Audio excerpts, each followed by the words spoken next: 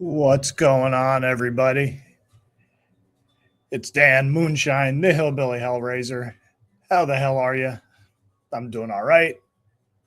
It's late at night on a Monday. I usually do these things on a Sunday morning, but it was a very miserable day yesterday. It was very rainy and dreary, and I was tired, so I ended up sleeping in. Almost slept in again today because it was again another dreary day. Almost didn't make it to the gym, but I ended up pushing myself to the gym, and I felt good afterwards. Felt better for doing it. But anyhow, so I went and scoured the internet for all sorts of news stories and things that might be of some interest to the rock and metal community. So let's get into this because I got quite a few here, and I think that they're going to be kind of interesting. So yeah, man, let's get right into this bad boy here. So first up, let's start with this one here. We got Danzig is going to perform his Danzig Sings Elvis on New Year's. And aside from the snarky commentary of the writer Smokey Goretooth for Metal Sucks, basically the long and short of it is that he's going to perform at the Montalban Theater in Hollywood, and he's going to do a bunch of he did a album of Elvis covers. He's a big Elvis fan. I always affectionately refer to Danzig as Evil Elvis. He definitely has that Danzig meets Jim Morrison style to him. So he's going to do that, and then he talks about doing the stuff. And I've seen this album at my local record store on CD, but I just never pulled the trigger on getting it. And then I saw a couple of other, I think I saw this on another site where they had talked about how Danzig he was talking about like maybe as far as new music, he's got no interest in doing a full length, but maybe he could do a few songs here and there, but he's got no interest in sitting in his home and doing like a Pro Tools stuff and all that sort of thing, like some people do. So he said if the muse inspires him, he might come up with some new music. But beyond that, he doesn't really seem like he's got a whole hell of a lot of interest in doing a new full length, which kind of sucks because it'd be interesting to see what he could come up with. I know some of his stuff is kind of hit or miss at times, but at the same time, I like Danzig. Particularly those first 4 albums. But yeah, man. So that was a cool one. Give me a second here. I'm just cleaning all my glasses. And I might do the old pausing and you get the little jump cut thing because I'm in the process of getting something to eat right now and it's cooking.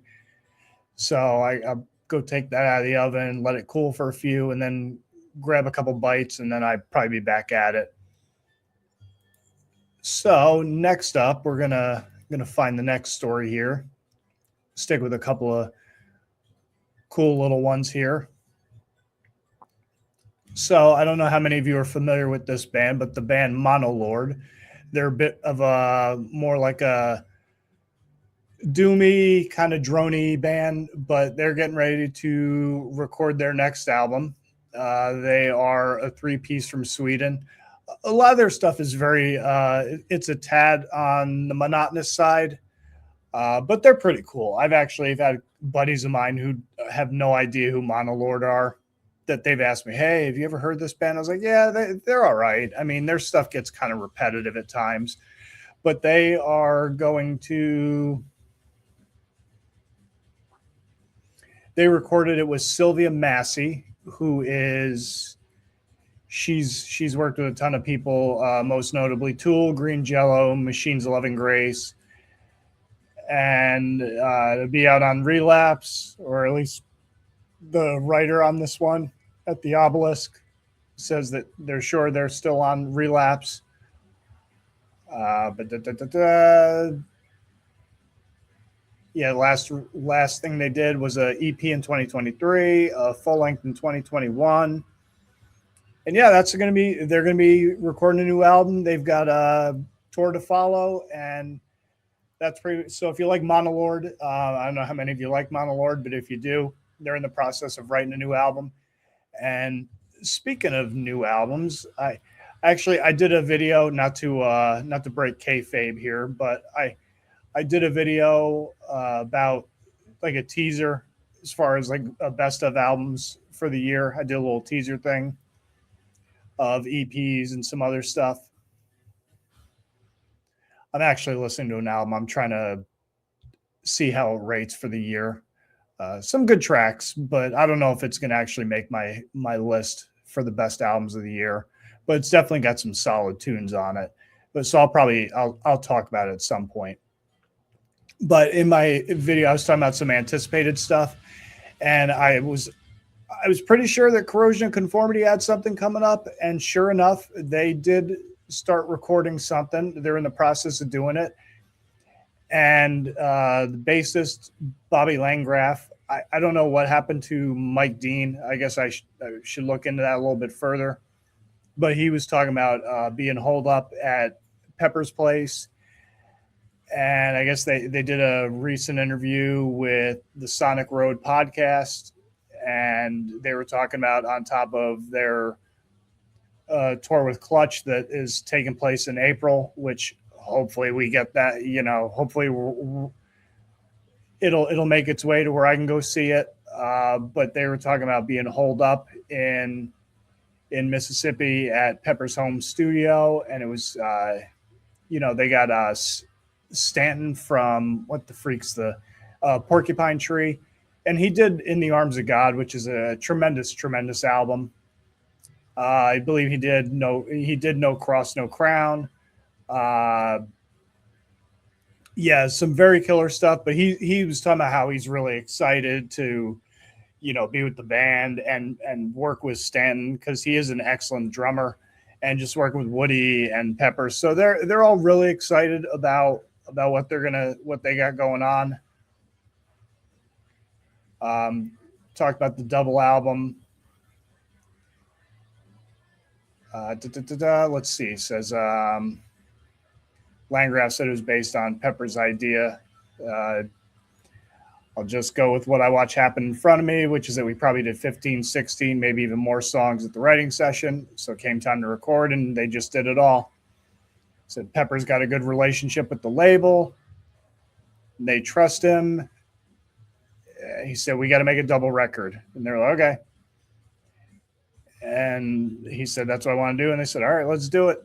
And that's pretty much it. They, at least if you're going based off of Bobby's enthusiasm, they're all very excited about this new album that they got cooked up. So it should be, hopefully pretty killer. I mean, COC typically they don't really miss, in my opinion. So I'm very much looking forward to it. But that's definitely one of the things I'm looking forward to coming up in the new year. So yeah, man, some new COC coming out for all you people that are into COC, and I am definitely one of them. So I'm definitely stoked for that one. So I am going to pause this for a moment so I can grab a little quick bite to eat. So I will be right back. If I had commercials, this is where there'd be commercials. All right. Thank you. I appreciate you bearing with me for a quick moment here. Had to go grab a quick bite to eat. Had a couple of baked grouper sandwiches, some rice, little lemon parsley drink with the little honey in it, good stuff. But anyhow, and if I have any crap in my teeth or anything, don't worry about it. That's not for you. That's for me for later. So moving on. So we got a little bit of Ozzy news. So Ozzy, after he passed away, they tried to do somebody started a thing where they were trying to get like a petition started where they wanted to change Birmingham International Airport into Ozzy Osbourne International Airport. And I guess the CEO of the airport, Nick Barton, said that there were too many great people. He said Birmingham amazingly has an extraordinary list of fantastically influential people, going from historic people like Charles Darwin, as well as Robert Plant and Sir Lenny Henry. But the answer is no. And the airport name is so important for our future development of what we got, which is a fantastic airport. but yet to grow significantly, which we'll do on the back of its name. But he did say later on that they would honor Ozzy with a mural recognition of Ozzy and other greats in the area. So yeah, apparently the petition was started by a guy named Dan Hudson, co-host of a podcast, A Gay and a Non-Gay. And and he was trying to get that started, but the CEO of Birmingham International said, no dice, we're not doing that. They're also going to honor him in a mural, but that's also going to be combined with a bunch of other people. So not really like a singular honor to Ozzy and to the Ozman and his contributions to the arts. But, what are you going to do? Hopefully, I figure my opinion, they'll probably name a street in Birmingham after him or something like that. There will be something like that, I would imagine. But obviously, they don't want to name the airport after him because there's so many people that are from there. So I guess they figure, we're not going to do that.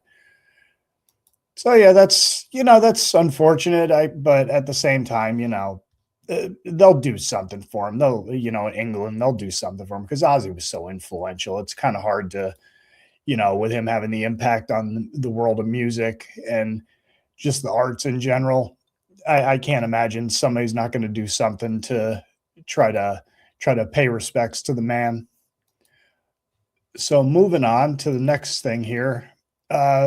So if you may or may not have heard, or maybe you might not even care, but Motley Crue is back at it again. They're hitting the road again. They got Tesla and Extreme with them. I saw them on their farewell tour. My buddy Mike. This was at a time when the two of us were in a not a death match, but we were competing with each other as to who could get the cooler sets of tickets to go see various bands. And it started with me. I treated him to go see in Black Sabbath when they were out on their farewell tour. And then he followed it up with, he got us tickets to Ozzy with Slash, and Queensryche was opening. And then I got tickets to, who did we go see? We went to go see another big national act. It was, I want to say we saw Def Leppard, Styx, and Tesla, which was kind of lame because Tesla didn't get to play because it rained. So they got rained out of the show. And then Mike followed up with, he got tickets to go see the final Motley Crue tour. And they had Black Star Riders, which was basically, it was Thin Lizzy, the remaining Thin Lizzy with Ricky Warwick. And who else was, and Alice Cooper was with them.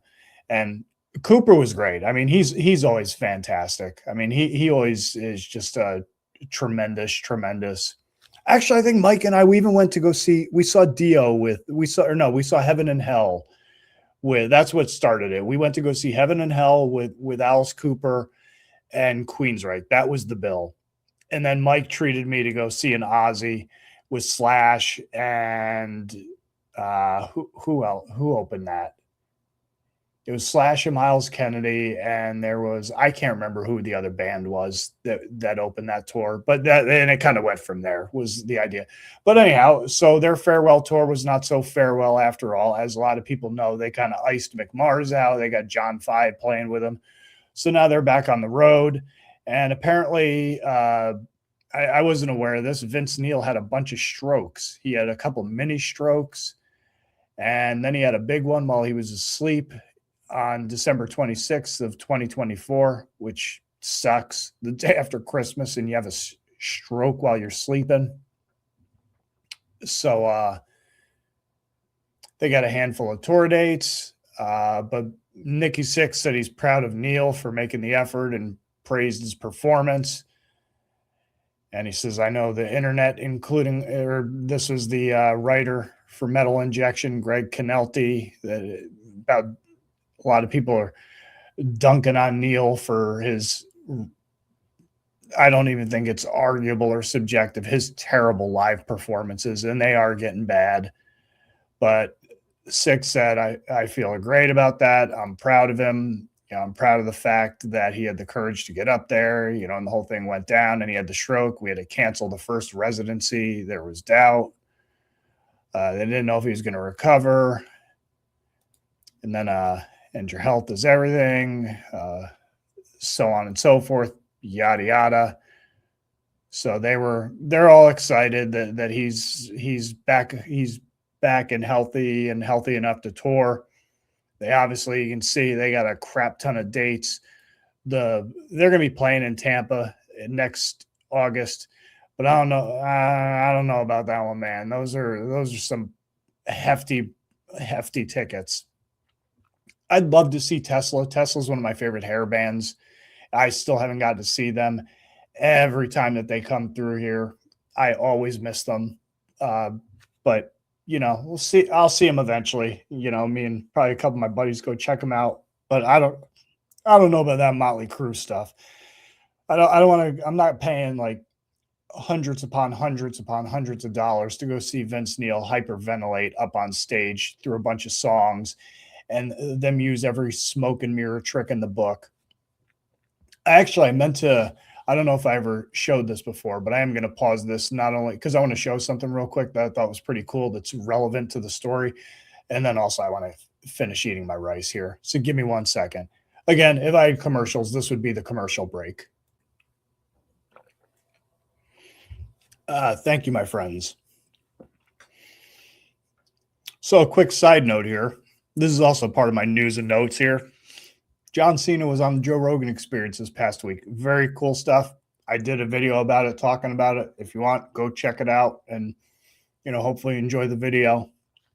But yeah, man, so we went to go see, it was myself, my buddy Mike, our other buddy Brian, his tag partner, Brian's dad, our buddy Rick Roberts, who's big gigantics. At the time, he was like friggin', I think he was like 500 or 600 pounds, something like that. The hard body, Rick Roberts. Very cool guy, super cool. He used to do like Carnival Freak Show stuff with a guy named Sin Bodhi, who's a tattoo artist, but he's also a pro wrestler. Wrestled in WWE for a little while as Kazarni. And yeah, very cool dude. And I think another guy, this other indie guy named Oliver, Oliver Kane or something like that. I think he went to the show with us. But anyhow, show's over. We're getting ready to head out. And we see this little like crowd of people forming. And I look over and immediately I know what's up. I know what time it is. And I look at Mike and I'm like, Mike, and I'm giving him the Iggy. And he's like, what? I said, Mike, check it out. And he goes, what? I see people are talking to that guy, but who is it? And I looked at him. I gave him the look like, are you serious? Like, you're kidding me, right? And because he's a huge fan of this band. And I could not believe that he didn't recognize him instantly like I did. And then I look at Brian, and Brian's flipping out, and and I'm like Brian, I like little kids, we're like jumping around, like, oh shit, we gotta go, we gotta go over there. So anyhow, so we go over and we meet this lad here, and he was very cool, very cordial to us, and he not only took a picture with us, but he took a singular one with Rick, because Rick's awesome. And I hope he didn't think we were icing the fat man out, but we weren't. But Rick took the first picture, then he took a second one with him. And yeah, man, this is who we got to meet. I don't know if I've shown this or not, but if I haven't, then this is the first time I'm showing it. If not, it's the second time I'm showing it, but I'll show it again because it's super cool. We got to meet Nico McBrain from Iron Maiden. And I legit was like, Mike, how did you not know that? You're a huge Maiden fan. And we were laughing about it afterwards, but it was super cool. But that right there, that's Brian's dad. That's my old tag partner, Mike Patrick. Of course, Nico McBrain. That's our boy, Brian. Brian Brock, Buckshot Brian Brock. Very cool pro wrestler. And that's me with a clean-shaven look, rocking my Entombed shirt like a proper dirtbag. Sleeveless, of course. You gotta go sleeveless. But yeah, man, it was very, very cool. It was a good show, good time. I still to this day I give Mike shit that he didn't recognize Nico, but it was fun. It was a good stuff, good time, and definitely it was very cool. So that was yeah, man, that was fun. Sorry, give me a second here. I'm getting a little distracted. So yeah, man. Bottom line, yeah, I don't know about all that Motley Crue stuff. So moving on. I don't know. What should we do next? I've got a couple of AI related stories, and then I've got some Kiss related stuff. I don't know. Let's do the AI stuff, and then we'll get into the Kiss stuff. So starting off here, because I had a couple of AI stories. I don't know, man. With this whole AI thing.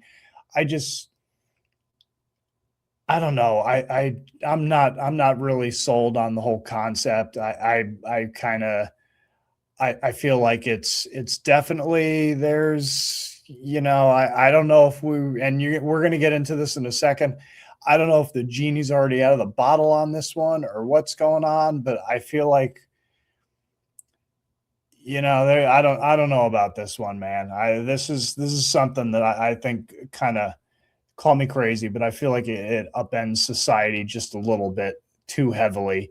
I've seen all sorts of different articles and stuff like that, and people going up on in front of Congress and talking about this. And you see a lot of these companies that they're adopting this stuff, and they're more than willing and eager to do it, but it's going to put a lot of people out of work, but they don't seem to care about that because it means more profits for them, and it's kind of consolidating the. But at the same time, I mean, I think people every day they kind of I think people feel it and experience it on a everyday basis where it's like this freaking digital hell where you can't talk to a person on the phone, you can't communicate with people, just all sorts of different stuff. I sometimes I feel like you have too many devices, they all start communicating with each other, and then you get into like the algorithm thing with the bots and the stuff like that where they start flagging crap all over the place. And I don't know. There's right now for me at least, there's a lot more cons than pros to the whole thing. I know with every technology, there's always there's good that can come from any of it, but at the same time, I don't know about this. I feel like we're heading down that Cyberdyne Industries path and wind up in some sort of rise of the machines hellscape at some point. So a couple of artists were talking about the whole AI thing, and one of the first ones was a gentleman who I wasn't familiar with the label, but a guy named Ash Avildsen, and he runs a record label called Sumerian Records, and he was talking about it. I did kind of chuckle at the opening of this article here, this Hesher Keenan, because he starts off with, "We at Metal Sucks and Firebrand, Sumerian Records founder Ash Avildsen have not gotten along in the past. We've battled over political issues. He's called us communists. Personally, I'm a socialist, so he was wrong there." It's like, okay, there's a hill to die on. "It's been a tumultuous few years. Yet for every moment we've criticized his disappointing festival decisions," which I went and I looked up this article, and I was like looking for him to be some sort of scam artist or something like that. And I didn't really see anything other than they just didn't like all the freaking bands that he put together, or that they weren't there enough on the show or in the festival or whatnot. But he went on to talk about the use of AI to profit off the music industry while stripping away the very humanity that makes music so important to all of us. Shot barbs at tech companies looking to make a quick buck, and called for a velvet revolution.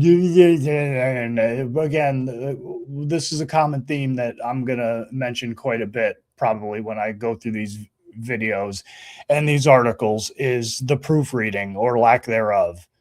It's just I mean, come on now. I understand the J and the I are close on the computer, but let's come on, baby. Let's get it together, baby. Don't you know how to write? You went to school for this, baby. Anyhow, so called for a velvet revolution of artists and labels that want to stand and fight against a future where music is generated by unfeeling computers and not created by real humans with a heart and soul. And he was basically, what he was talking about for the most part was the allowance of AI bands to be uploaded to Spotify and have music played on there. And it basically, and them getting the record companies getting royalties that way, and they're pretty much icing out actual artists. It seems to be is his general beef. So, and then he called for any CEO to debate him on, or anyone from a major label to debate him on the situation. And I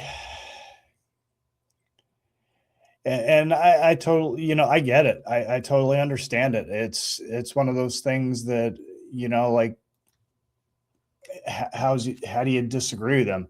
I see this crap on my YouTube, on my television. I'll throw YouTube on my TV, and it, for whatever reason, another problem I have with the whole, it kicked me off my TV. Now I gotta log in again, or I don't even know how that happened, but it just logged me off and kicked me off and said, oh, now you got to sign in. And it's just like, well, I was fine recently. Why did you kick me off in the first place? But who the hell knows what happened there? The freaking TV's probably hacked or something or other. But I see, point being is, you see these AI and you can tell when they're AI because it's crap and it's so generic and bland. But if they're using this to go on Spotify or Pandora or whatever, any of these streaming services, and try to profit off of this garbage, then I can't see why. Like, I don't know. I'm not a huge fan of the AI in any form or fashion. I know some people are like, oh, but why not do that? You save money, and you don't have to use artists. And it's like, yeah, but I'm more of like, the human touch and the spark of creativity is kind of, creativity is kind of like the spark of the divine, and stuff like that. Like, that's, it's just, I just prefer the more human, natural, not just this robotic crap. And I think even that guy who everybody gives a lot of shit, that Metal Mickey guy, he was talking about some of these really generic album covers that some of these bands, some of the more legacy acts put out. They all look like they're just computer generated, and they're just thrown into a blender and whipped up, and then they spit them out onto a screen and print it out, and that's Testament's new cover, that's Dark Angel's new cover, that's this one's new cover, and that sort of thing. So I think I'm with Ash on this one. I gotta admit, not really a fan of the AI. I've even heard people talk about and suggest that they should ice out all writers from the wrestling business and start using AI. And that's a stupid idea. You don't need to do that. You just got to get better writers. If you think first of all, you don't need writing in wrestling. You just need people who understand the psychology of the business. And unfortunately, those people are getting iced out. So eventually somebody will probably come in and go, oh, we'll just AI this, or write it, using AI to write scripts and stuff like that, for movies. And it's like, no, it's just, you just need more creative people. They're just looking in the wrong spots. And, but that's a whole other, I could probably go on and on and on and on and on and on about that for a while, but I won't. But that was one of the stories, one of the AI related stories. And another one that was AI related was this one here. Apparently, Vernon Reed from Living Color, he was given his thoughts on it.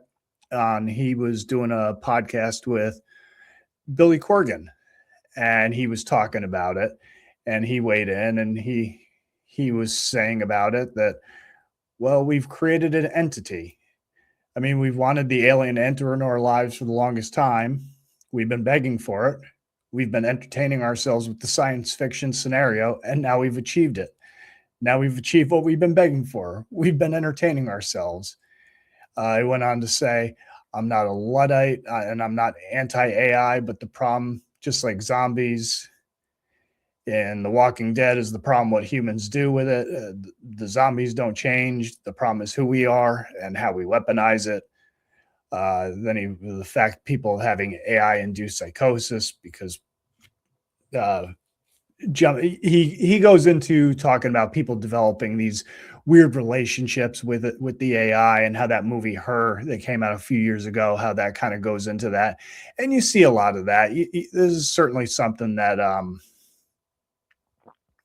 you see a lot of people are doing where they rely on the AI or they're talking to the Gemini and the with Siri and all that sort of stuff, and it's just like, yeah, I don't get it. It's even like that was another thing I was even thinking about was like how, like even I know I'm going to sound the old man yelling at the clouds here, but do you remember remembering phone numbers? And now people don't even, they don't do that. They can't even take the time anymore to just pick up the phone and dial the number. I know you don't dial like like the rotary kids. I don't know if you remember this. You might from watching Stranger Things, but there used to be these things called rotary phones where you'd stick your finger into it and you'd turn the number and it would go brrr, brrr, brrr, and you'd go through the number. Then they had the touch tone, the touchpad, and so on and so forth.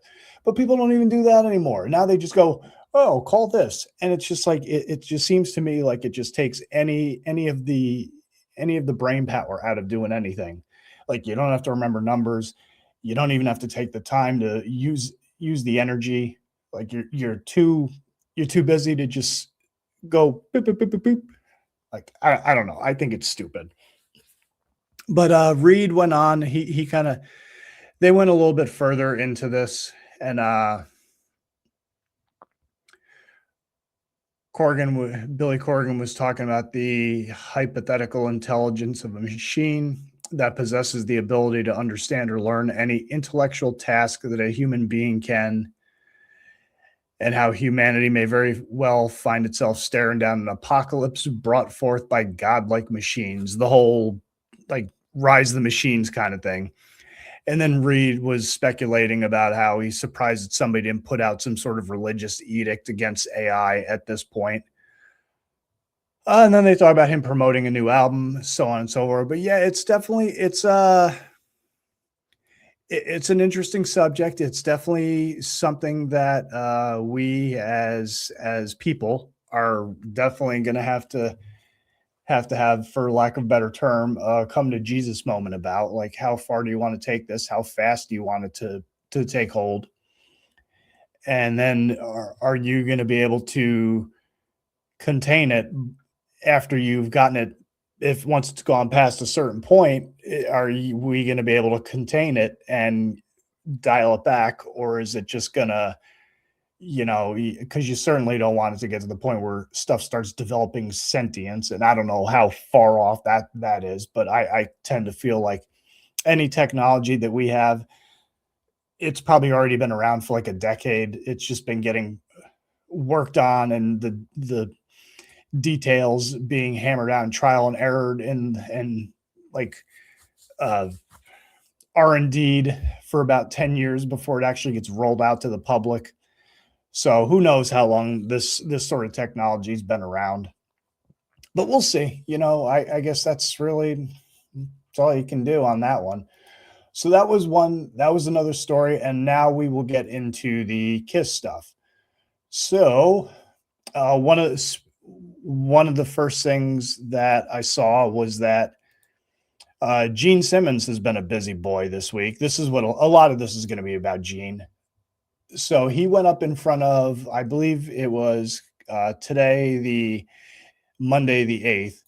He went up in front of Capitol Hill, and he went up in front of Congress to discuss the American Music Fairness Act, which was a bill that was sponsored by Alex Padilla, who's a senator in California. I believe that he's there temporarily. He took over for, I want to say, Kamala Harris. He took over for one of the senators, either Kamala Harris or Dianne Feinstein, one of those two. But he got appointed. He wasn't actually voted in. And he's also the guy that I think he crashed a press briefing that either Trump or his press secretary were doing, and they ended up, the Capitol Police or somebody ended up dragging him out, and he made a big deal about it. But anyhow, that being said, he's the one who sponsored the bill, and it was about making sure that terrestrial radio pay artists every time their music gets played. And this is basically what Simmons said.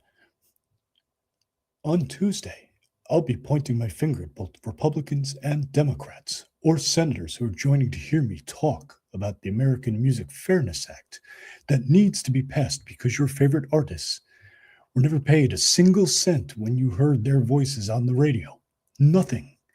They were never paid for their performance on the radio, even though Radio Yearly was making almost $14 billion. In America, if you work hard, you should get paid. And he just kind of, he goes on and on. So this is a bipartisan bill that will get passed because the president is very pro-artists. America invented the music of the world in the first place, and I invented music. So that was Gene's thoughts on the thing. And I tried reading a little bit of it, but it kind of went into the whole like politico gobbledygook and lawyer speak, so I couldn't really tell you too much about it. But we'll see where that goes. I mean, certainly artists should get paid for their stuff getting played on the radio. So there's ain't nothing wrong with that. And then next up on the KISS front, kind of tied into that article because they mentioned it.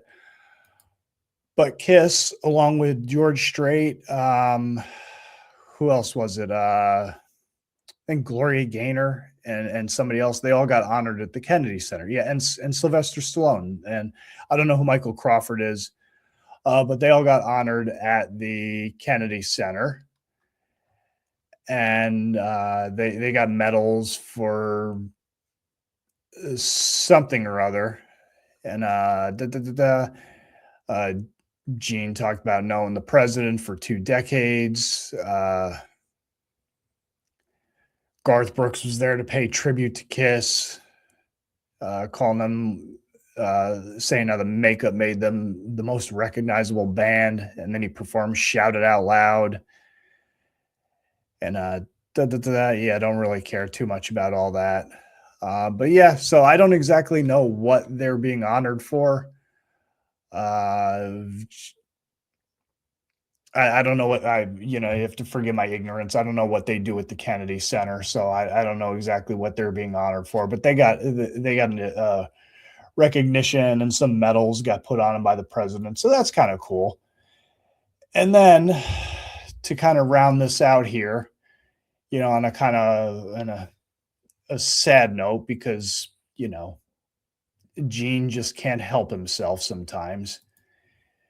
So he went out and he decided to pontificate about Ace Frehley's death. As everybody knows, Ace Frehley, KISS's original guitar player and fantastic musician in his own right, he died recently due to blunt force trauma to the head related to a fall that he had in October.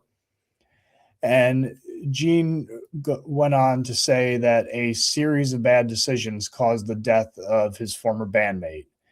And hold on, I'll do my Gene voice. He refused advice from people that cared about him, including yours truly, because I always have to make everything about me, to try to change his lifestyle. In and out of bad decisions, falling down the stairs. I'm not a doctor, although I should be. I'm as smart as one. Falling down the stairs doesn't kill you. There may have been other issues, and it breaks my heart.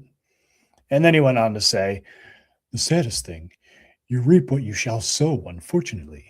So I don't know what his problem is. He's just, I think as far as this one goes, I think that we could probably, I think this could be summed up in two simple words. You dick! And that's that. So moving on to close out here, because oh boy, that was another 40 minutes, gang. Probably going on 45. So I wanted to talk about a couple of new releases that came out this past week. One that came out a week prior to this one. So I'll start with that one. On want to say the 28th, Agonia Records put out the latest album from Malefic Throne, which features Steve Tucker and Gene Palabicki, who also the same day just put out a brand new Perdition Temple album. But this is The Conquering Darkness. Fantastic album. I don't know if I'm going to do a review on it or not, or talk about it or anything like that beyond this one, but definitely a fantastic release. We'll play a quick clip of it real quick here so you can just check it out.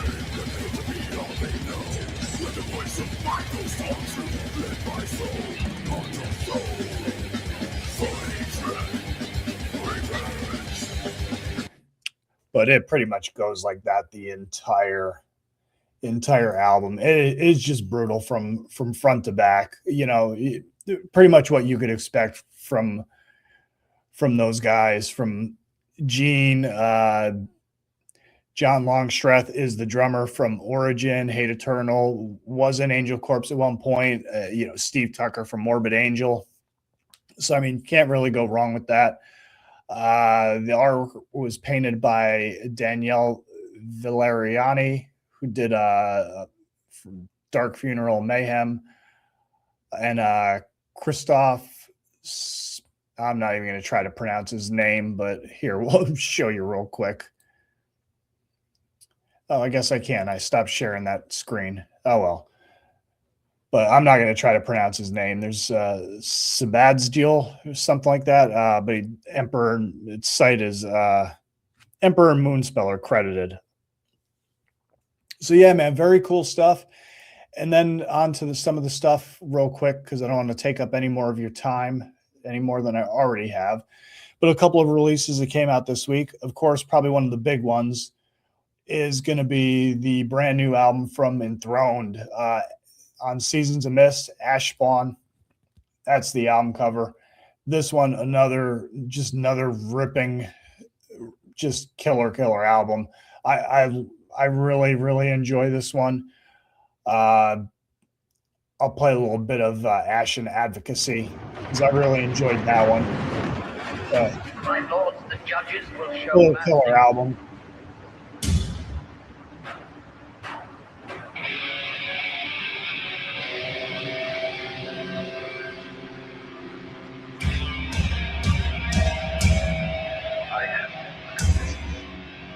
These crimes are not my crimes. We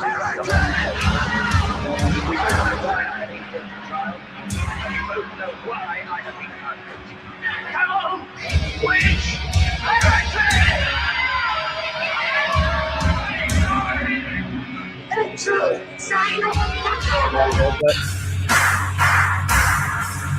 The champion of truth!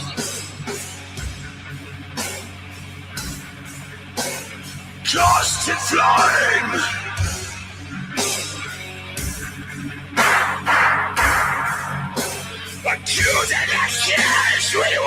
But yeah, man, go check that out. The new Enthroned album is very good. Still got to listen to that a little bit more. Waiting on my copy of it to get here. But yeah, very, very cool stuff. And then Next up on the new release list from this past week is going to be the brand new one off of Soul Cellar Records, Siltskin by Blood Red Throne. Another fantastic album. I mean, these guys kill. I heard the first single that came out and I was like, oh, hell yeah, definitely got to get that one. That album cover is tremendous. Just a fantastic. The records themselves, you can see they got a very cool look to them. Cheap plug here that all of you should know is that Eddie at Realms of Rock, realmsofrock.com, has a couple of copies for sale. So definitely, if you want, go pick one up at realmsofrock.com. So anyhow, yeah, just a fantastic release. Play a little bit real quick here.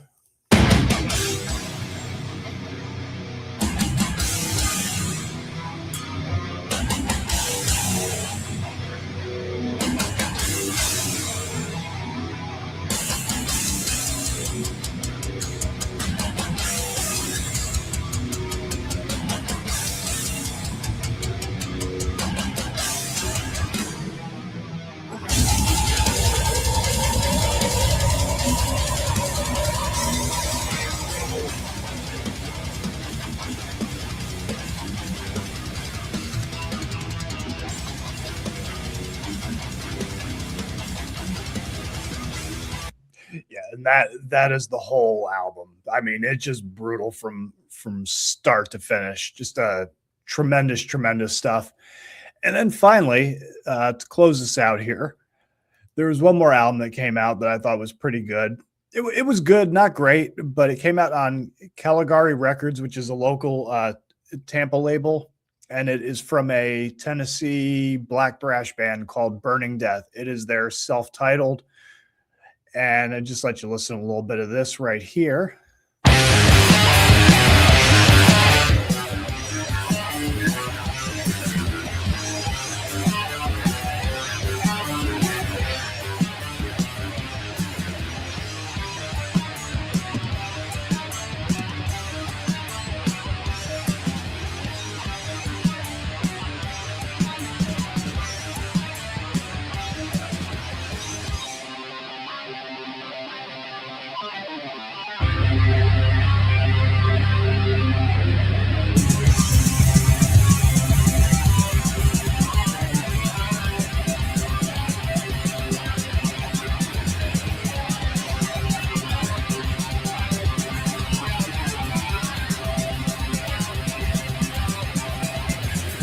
Rejection of life in the dirty sun.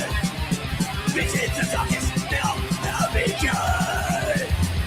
Accepting the void, see death with no fear. Abandon the right. You kind of get an idea of what that sounds like. But very cool stuff. I got some copies available on the Bandcamp where I picked it up. I'm sure you so yeah, man, that's what I got for you. Man, we almost went an hour here with this now, but hopefully you all enjoy it. Hopefully you found something informative, worthy. If you have anything to say about it, let me know. Yeah, thanks for tuning in. Thanks for watching this. I appreciate it. Everybody, this is Dan Moonshine. This is Moonshine talking. This is then what I'm going to label my Metal Meathead Media Blitz. I know that's a lot of alliteration, but I thought it was a good one.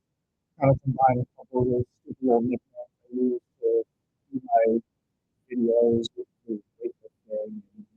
Media Blitz is a very cool, beautiful true song with Nathan, I hate God on it. So yeah, that's kind of what I got. I'm just trying to come up with a little touchy little name to put to the news. I was almost going to say Monday Night Metal News or something like that. That seems kind of bland. So that's what we're going to go with. We're going with the Metal Meathead Media Blitz. Hopefully you enjoyed it. Hopefully you enjoyed it. And what's any of this stuff I do? Go check it out. Go check it out. Past videos that and yeah, if you do here, you know what I'm asking you to do. So anyhow, as always, everybody stay heavy, stay brutal, always on impact. Don't forget to breathe. Almost forgot my catchphrase. Take it easy, Uncle John.